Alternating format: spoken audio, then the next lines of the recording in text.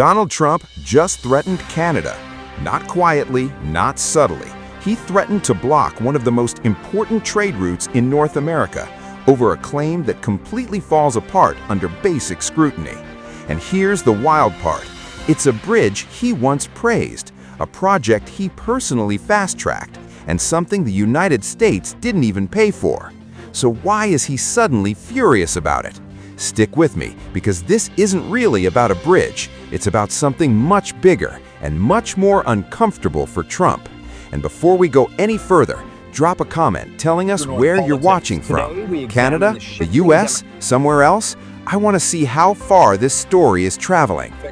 Also making news on this Tuesday morning, Canada once again in the crosshairs of Donald Trump. In a social media post last night, Trump threatening to actually block the opening of the new Gordie Howe Bridge, which connects Windsor and Detroit. In this over 400-word post, Trump listing several concerns, including U.S. alcohol being pulled from Canadian shelves, to claims that Canada wants to make a deal with China, which he claims would spell the end of ice hockey and the Stanley Cup, as you can see there on your screen. And Trump also saying that he will not allow this newly built bridge to open until the U.S. is, quote, fully compensated for everything we have given them. Trump's latest outburst came in the form of a rambling social media post. Not a policy statement, not a briefing, a stream of accusations fired in every direction at once. He claimed Canada is exploiting the United States. He demanded billions of dollars in compensation. He threatened to interfere with the opening of the Gordie Howe International Bridge connecting Windsor and Detroit. And as if that wasn't enough, he veered off into unrelated territory, accusing Canada of undermining American alcohol sales, aligning with China, and even threatening hockey and the Stanley Cup. Yes, hockey. Even journalists covering the story struggled to follow the logic. Several described the post as unfocused, meandering, and riddled with false assertions. But buried inside that chaos was one central claim, the one Trump clearly wanted people to remember, that Canada somehow owes the United States billions of dollars for the Gordie Howe Bridge, that America was excluded from the project, and that Canada is taking advantage of Washington. Sounds dramatic, sounds serious. It's also wrong, and not just a little wrong, completely wrong.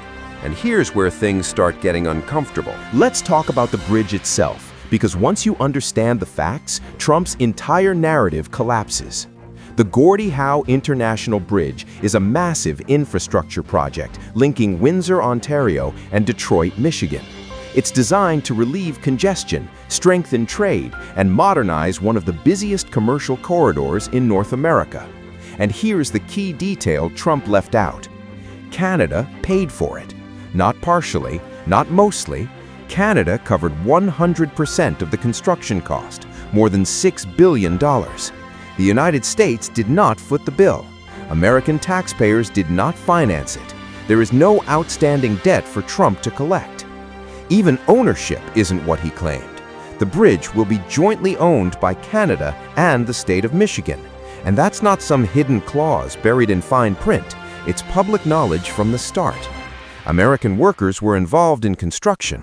American steel was used. American companies benefited.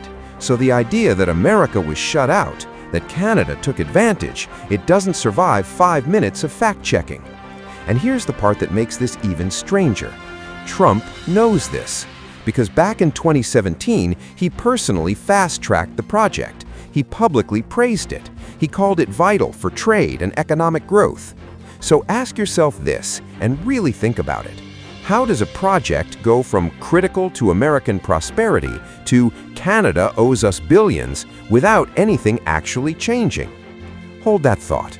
Before we answer it, hit the like button if you've made it this far. That tells the algorithm this conversation matters. The U.S. president insists Canada must fully compensate the U.S. That's despite the fact that more than $6 billion in cost was entirely funded by Canada for the bridge, and Trump himself called the project vital back in 2017. Now, the Prime Minister was asked about Trump's bridge ultimatum as he head into cabinet earlier today. Here's what Mark Carney had to say about a call he had with the U.S. president. We discussed the bridge.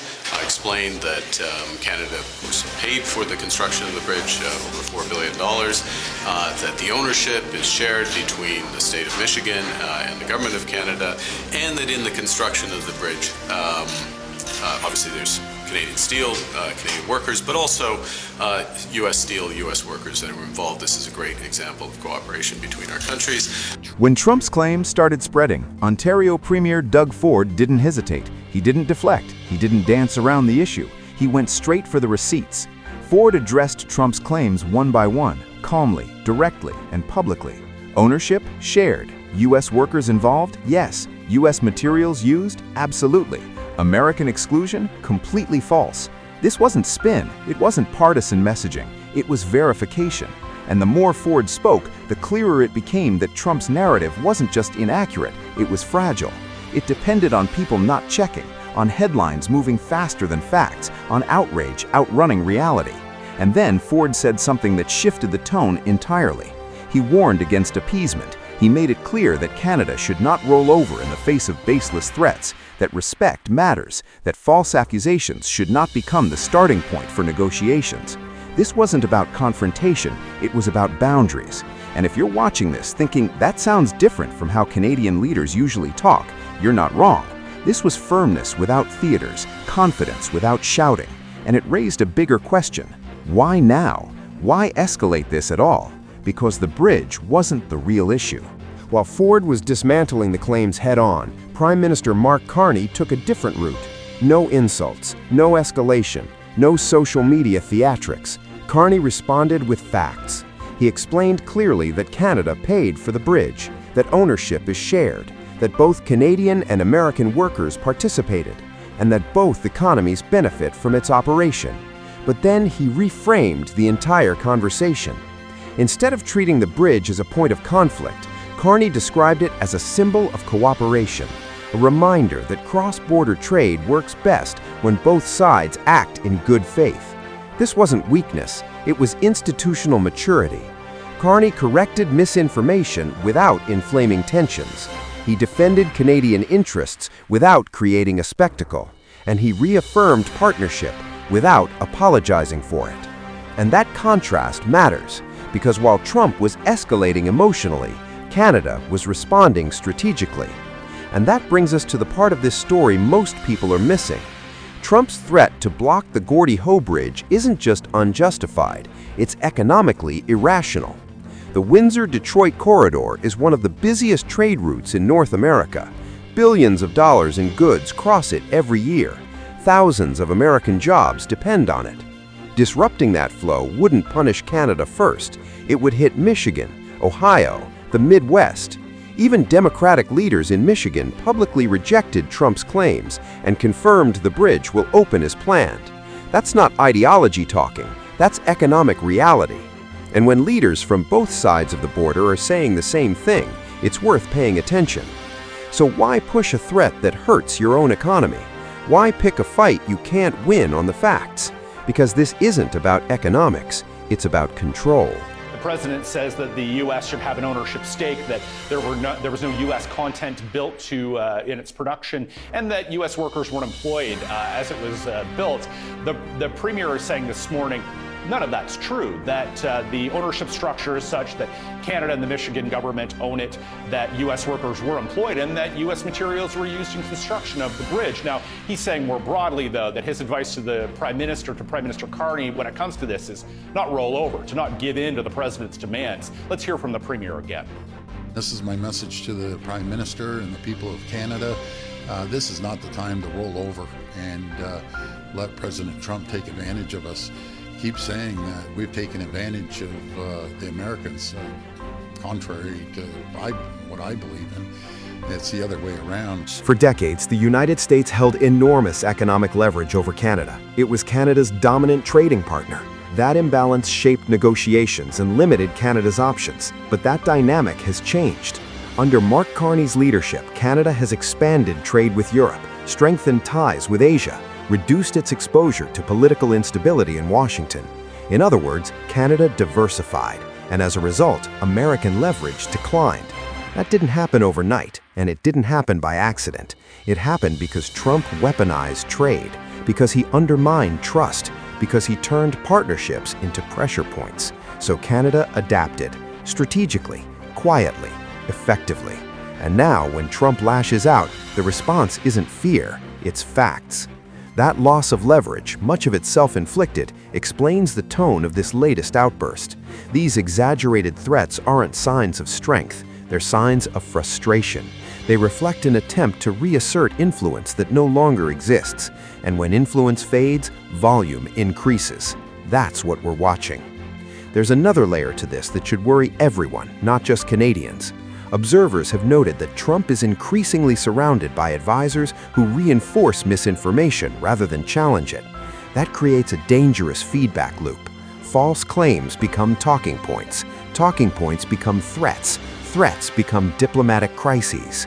And once that cycle starts, reality struggles to break through. This isn't about one post, it's about how misinformation turns into policy pressure. And that's why this moment matters. Because Canada didn't respond with panic, or with bluster, or with counter threats. It responded with verification. And that response worked. Donald Trump's latest attack on Canada is built on false premises. Canada paid for the bridge. Canada shared the benefits. Canada acted in good faith. The accusations are wrong, the threats are reckless, the rhetoric is irresponsible. Mark Carney responded with facts. Doug Ford responded with resolve. Both demonstrated that Canada will not accept misinformation as diplomacy. They showed that leadership means correcting lies, defending national interests, and refusing to be intimidated. This is how serious countries respond to unserious threats. Now, I want to hear from you. Do you think responding calmly is more effective than escalating rhetoric, or do you think stronger confrontation is sometimes necessary? Drop your take in the comments. I read them. And if this breakdown helped you cut through the noise, subscribe to True North Politics. We expose political theater, break down real consequences, and focus on facts, not outrage. Thanks for watching. We'll see you next time.